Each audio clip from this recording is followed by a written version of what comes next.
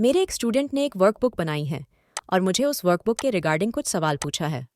ये देखिए, यहाँ जो आईपीडी नंबर लिखेंगे उस नंबर के पेशेंट का एक्सरे यहाँ ओपन हो रहा है। ये बिल्कुल वही फॉर्मूला और वही ट्रिक है जो हाइपरलिंक पुराण के अध्याय 3 में हमने चर्चा करी है। पर उसमें एक इश्यू आ रहा है, हालांकि मुझे उस समय ध्यान में नहीं आया था।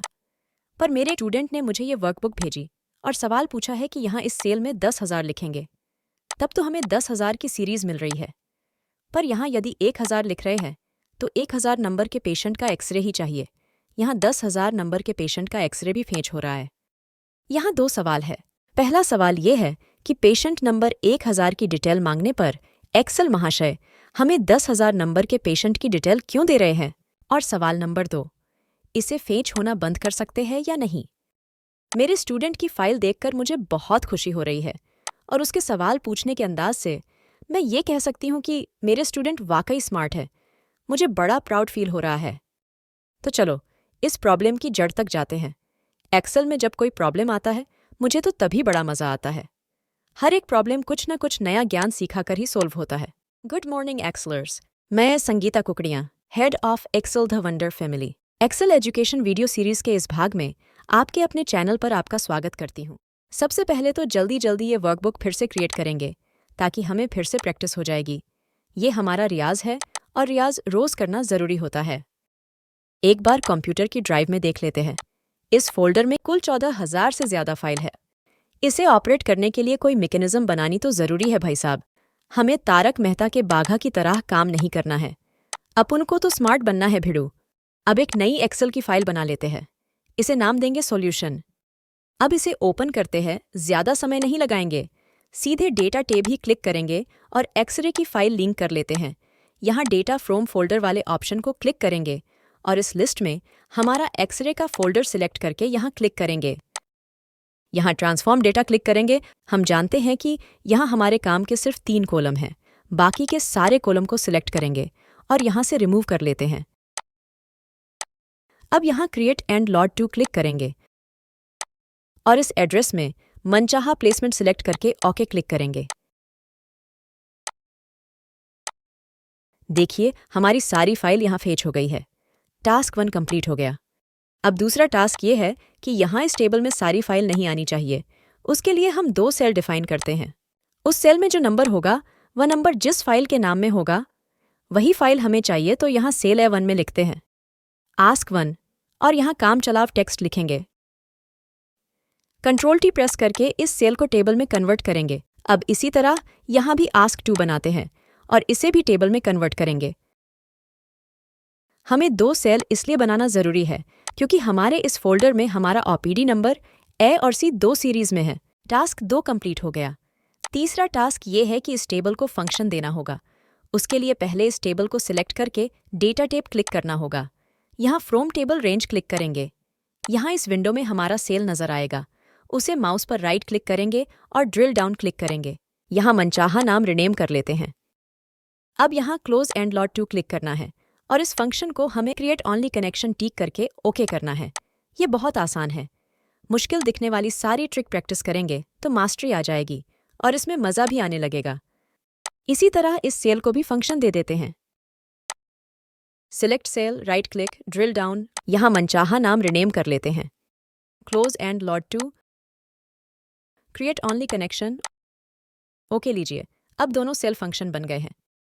अब हमारे फंक्शन वाले सेल को फॉर्मूला देते हैं। फॉर्मूला लिखेंगे is equal to inverted comma open A type करेंगे, इन्वर्टर कोमा बंद करेंगे। कीबोर्ड पर एंड सिंबल प्रेस करेंगे और इस सेल को सिलेक्ट करेंगे और यही प्रोसेस हम आस्क 2 में भी कर लेते हैं। ये लीजिए, अब हम यहाँ 8,000 लिखेंगे तो यहाँ A 8,000 और यहाँ C 8,000 मिलेगा। अब हमारे टेबल को 2 कंडीशन देकर फिल्टर करेंगे। उसके लिए यहाँ डबल क्लिक करके भी इस क्वेरी को ओपन कर सकते हैं। अब इस कॉलम के फिल्टर बटन को क्लिक करेंगे और फिल्टर टेक्स्ट में यहाँ कंटेन सिलेक्ट करेंगे। कंडीशन में फिलहाल काम चलाव नाम लिखेंगे। दूसरी कंडीशन हमारी एंड वाली नहीं और वाली है तो यहाँ और सिलेक्ट करेंगे और यहाँ भी कंटेन सिलेक्ट करेंगे। यहाँ भी टेम्परेरी नाम सिलेक्ट करते हैं और ओके क्लिक करते हैं। इस फिल्टर का मतलब ये है कि फोल्डर में भले ही 1 लाख फाइल हो, हमारा टेबल हमें वही फाइल भेज करके देगा जिस नाम में राम और जिस नाम में श्याम होगा। इस फॉर्मूला बार में क्या फॉर्मूला बना है, एक नज़र कीजिए मेरे प्यारे एक्सेलर्स। हमारी हर एक एक्शन को ये टेबल एक फॉर्मूला में ट्रांसफॉर्म करता है। हमें बस यहीं पर थोड़ी सी छेड़छाड़ करनी है। यहाँ राम की जगह पर आस्क 1 कर लेते हैं, श्याम की जगह पर आस्क 2 कर लेते हैं। अब इस टेबल को सारी कमांड मिल गई है तो इसे क्लोज एंड लॉट क्लिक करके बंद करेंगे। एक बार यहाँ 9000 करते हैं और टेबल को रिफ्रेश करते हैं। हाँ, बिल्कुल सही काम कर रहा है। ये देखिए, जिस फाइल में A9000 या C9000 होगा वो सारी फाइल यहाँ फेच हो रही है, पर यहाँ रिफ्रेश करना मुझे पसंद नहीं। मैक्रो बटन बना लेते हैं। यहाँ लेफ्ट कॉर्नर पर मैक्रो रिकॉर्डिंग चालू करते हैं। टेबल का पहला सेल सिलेक्ट करेंगे और टेबल को एक बार रिफ्रेश करना है और मैक्रो रिकॉर्डिंग बंद करना है। अब डेवलपर टैब में क्लिक करके बटन क्रिएट करना है। इसे हमने जो मैक्रो बनाया उसे लिंक करना है और ओके क्लिक करना है।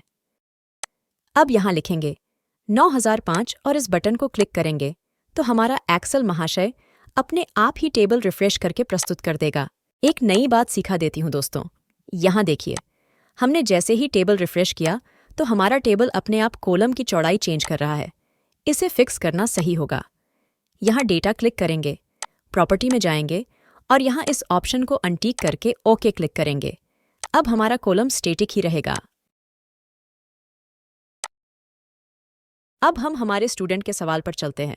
यहाँ देखिए, एक्सेल महाशय से हम 1000 नंबर के पेशेंट का एक्सरे मांगते हैं तो हमें हमारा मनचाहा एक्सरे मिलता तो ज़रूर है, पर बाकी के एक्सरे भी फेच हो रहे हैं।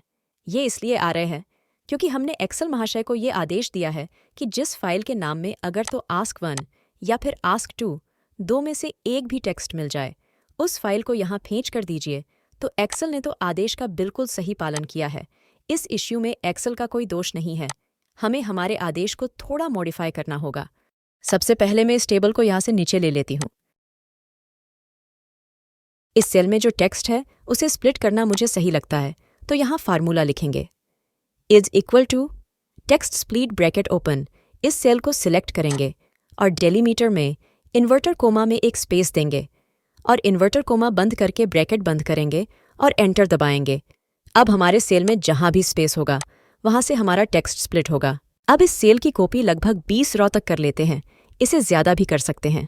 मैं चाहती हूँ कि हम यहाँ इस सेल में जो नंबर लिख रहे हैं वो यहाँ की रॉ में कहीं ना कहीं मिलना चाहिए, और उसके लिए हमें हमारे ओपीडी नंबर से ए हटाना पड़ेगा, सी भी हटाना पड़ेगा और .jpg भी हटाना पड़ेगा। चलो फार्मूला टाइप करते हैं। ये होगा कुछ नया सा। यहाँ फॉर्मूला एडिट करते हैं, सब्स्टिट्यूट ब्रैकेट ओपन। इस फॉर्मूला में पहला आर्ग्यूमेंट होता है टेक्स्ट। यहाँ हमें इसी कैलकुलेशन में छेड़छाड़ करनी है तो इसे ऐसे ही रहने देंगे और फॉर्मूला के एंड में आकर कोमा लगाएंगे। दूसरे आर्ग्यूमेंट में ये फॉर्मूला ये पूछेगा कि आपको क्या सब्स्टिट्यूट करना है। यहाँ हम इन्वर्टर कोमा में ए लिखेंगे, कोमा लगाएंगे, और दूसरा आर्ग्यूमेंट ये होता है कि आपको ए की जगह क्या चाहिए। हमें बस ए को अदृश्य करना है, तो यहाँ हम इन्वर्टर कोमा खोलेंगे और बंद करेंगे, ब्रैकेट बंद करेंगे और एंटर दबाएंगे और फॉर्मूला को ड्रैग करते हैं। यहाँ देखिए, हमारे सारे सेल में जहाँ जहाँ ए था वो अदृश्य हो गया है। आप जानेंगे कि ऑफिस 365 कितना पावरफुल है। यहाँ फॉर्मूला हमने भले ही एक सेल में लगाया है, ये सारे सेल पर काम करेगा। यहाँ देखिए, हमारे ओपीडी नंबर से ए अदृश्य हो गया है तो हमारे पेशेंट के नाम में भी ए अदृश्य हो गया है। इसी तरह अब सी को भी गायब करते हैं। उसके लिए फिर से यहाँ इस सेल को सिलेक्ट करेंगे और फॉर्मूला बार में जाकर लिखेंगे सब्स्टिट्यूट और ब्रैकेट ओपन करेंगे और एंड में जाकर कोमा लगाएंगे। इन्वर्टर कोमा में सी लिखेंगे, कोमा लगाएंगे और रिप्लेस में 2 बार इन्वर्टर कोमा टाइप करके ब्रैकेट बंद करेंगे और फॉर्मूला को ड्रैग करेंगे। ये देखिए, अब हमारे ओपीडी नंबर से सी भी गायब हो गया है। पर अभी एक चीज़ हमें गायब करनी होगी। उसके लिए फिर से इस सेल को सिलेक्ट करेंगे और यहाँ टाइप करेंगे सब्स्टिट्यूट ब्रैकेट ओपन करेंगे। फॉर्मूला के एंड में जाकर कोमा लगाएंगे, इन्वर्टर कोमा खोलेंगे और यहाँ टाइप करेंगे .jpg और इन्वर्टर कोमा बंद करेंगे। कोमा लगाकर 2 बार इन्वर्टर कोमा टाइप करके ब्रैकेट बंद करेंगे और एंटर दबाएंगे। ये देखिए, अब हर एक रॉ में किसी न किसी सेल में एक ओपीडी नंबर ज़रूर मिलेगा। पर यहाँ काम पूरा नहीं हुआ है।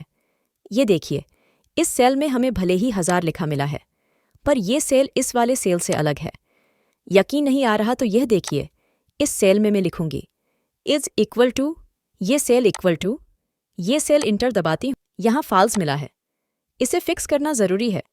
यहाँ फॉर्मूला बार में जाकर टाइप करेंगे, वैल्यू ब्रैकेट ओपन, इस कैलकुलेशन के एंड में जाकर ब्रैकेट बंद करेंगे और इंटर दबाएंगे। फिर से फार्मूला बार में जाएंगे और यहाँ टाइप करेंगे, if error bracket open and में 0 टाइप करके ब्रैकेट बंद करके एंटर दबाएंगे। अब इस फार्मूला को ड्रैग कर लेते हैं। अभी हमें और 2 कॉलम में फॉर्मूला लिखना पड़ेगा दोस्तों। यकीन मानिए दिमाग को बहुत कसरत करनी पड़ी है ये एक कमेंट का जवाब देने के लिए, क्योंकि हमारा टेबल स्टैटिक नहीं होगा तो रेंज को भी टेबल के साथ डायनेमिक बनानी पड़ेगी। पहले यहाँ इस सेल में हर एक रॉ की मैक्सिमम वैल्यू फेच करेंगे। फॉर्मूला टाइप करेंगे, is equal to max bracket open, यहाँ क्लिक करके कंट्रोल के साथ राइट एरो प्रेस करेंगे तो हमारे फॉर्मूला में हैश सिंबल आ जाएगा। अब ब्रैकेट बंद करेंगे और इस फॉर्मूला को ड्रैग कर लेंगे। ये हैश सिंबल ये काम करेगा कि यहाँ 2 सेल में डेटा है तो 2 सेल में कैलकुलेशन करेगा, और 5 सेल में डेटा होगा तो 5 सेल में कैलकुलेशन करेगा। मेरी बात मानिए एक्सलर्स, ये वाले फॉर्मूला पर जब प्रैक्टिस करते हैं तो लगता है कि साला अपूनीज भगवान है। अब इस कॉलम का उपयोग हम इस कॉलम में करेंगे। इस सेल में यहाँ लिखेंगे is equal to filter, bracket open, इस सेल को सिलेक्ट करके लास्ट तक जंप करेंगे, कोमा लगाएंगे, फिर इसी कॉलम को सिलेक्ट करके ऊपर तक जंप करेंगे। कंडीशन ये रहेगी कि इस कॉलम की वैल्यू 0 नहीं होनी चाहिए और एंटर दबाएंगे। अब ये कॉलम डायनेमिक है दोस्तों, इस टेबल में जितनी भी रॉ होगी उतनी सारी रॉ का ओपीडी नंबर यहाँ मिलता रहेगा, चाहे 1 हो या 1 लाख। थैंक गॉड यार, बहुत कसरत करनी पड़ी। सबसे पहले हमने सेल के सारे टेक्स्ट को अलग अलग सेल में डिस्ट्रीब्यूट किया, फिर सारे सेल में से ऐसी और डॉट जेपीजी को गायब किया, उसके बाद सारे सेल को वैल्यू में कन्वर्ट किया और एरर को 0 में तब्दील किया। फिर इस कॉलम में हर एक रॉ की मैक्स वैल्यू खींची और यहाँ इस कॉलम में फिल्टर फॉर्मूला से इसे डायनेमिक बनाया। अंतिम 2 फॉर्मूला टाइप करना बाकी है और ये लास्ट फॉर्मूला है। वादा करती हूँ आगे कोई फॉर्मूला नहीं लिखूंगी। टेबल के हेडर की कॉपी यहाँ पेस्ट करते हैं और यहाँ फॉर्मूला टाइप करते हैं, is equal to filter bracket open, range में ये टेबल सिलेक्ट करेंगे, कोमा लगाएंगे। कंडीशन ये है कि ये कॉलम इस सेल के बराबर होना चाहिए, एंटर दबाएंगे और हमारा काम हो गया। देखा अपुन का कमाल, यहाँ हमें हमारी आस्किंग वैल्यू का ही एड्रेस मिलेगा, बाकी सारी रॉ फिल्टर हो गई है। अब यहाँ हाइपरलिंक फॉर्मूला लगाना ही बाकी है। इस सेल को सिलेक्ट करते हैं और टाइप करते हैं hyperlink bracket open, link location. हम जानते हैं इस सेल को सिलेक्ट करेंगे, एंड दबाएंगे, फिर इस सेल को सिलेक्ट करेंगे, कोमा लगाएंगे और फ्रेंडली नेम में इस बार लिखेंगे ओपन और ब्रैकेट बंद करते हैं। ये थोड़ा सा ट्रिकी काम है और इसे सोल्व करने के कई तरीके हो सकते हैं, सबका अपना स्टाइल होता है। अब धोनी और विराट दोनों एक ही तरह की गेंद में एक ही तरह की शॉट खेले, ये ज़रूरी तो नहीं। मुझे फ़िलहाल जो तरीका ब्लिंक हो रहा है वो एक्सप्लेन करती हूँ। हो सकता है रात को सोते हुए दिमाग में कोई नया और इजी तरीका भी ब्लिंक हो सकता है, और एक्सेल में ये नेचुरल है। हमारे स्टूडेंट की क्वेरी सोल्व हो गई है। अब हम हमारे एक्सेल महाशय से ओपीडी नंबर 100 का डेटा मांगते हैं। यहाँ लिखेंगे 100 और रिफ्रेश बटन क्लिक करेंगे। अरे एक बात तो बताना भूल ही गई, अब हमारे टेबल का लोकेशन चेंज हो गया है तो मैक्रो में हमें C5 की जगह पर C13 लिखना पड़ेगा, नहीं तो मैक्रो में डिबग आएगा। अब मैक्रो रिसेट कर दिया है, रिफ्रेश क्लिक करते हैं। हमारा एक्सेल महाशय अब सही काम कर रहा है। आशा करती हूँ आज की वीडियो आपको ज़रूर पसंद आई होगी। वीडियो एडिटिंग में बहुत सीखना बाकी है मुझे। आशा करती हूँ कि आज आपको स्क्रीन ज़रूर पसंद आई होगी। वीडियो को पसंद करने के लिए आपका शुक्रिया। चैनल को प्यार दीजिए और सब्सक्राइब कीजिए। आज की प्रोसेस में हमने फॉर्मूले का उपयोग किया है और ये फॉर्मूला थोड़ा सा ट्रिकी होता है। इसकी प्रैक्टिस कीजिए, आपको ज़रूर पसंद आएगा। फिर नए वीडियो में कुछ नया सीखेंगे। अच्छा तो हम चलते हैं, अगले वीडियो में फिर मिलेंगे। Tata bye bye.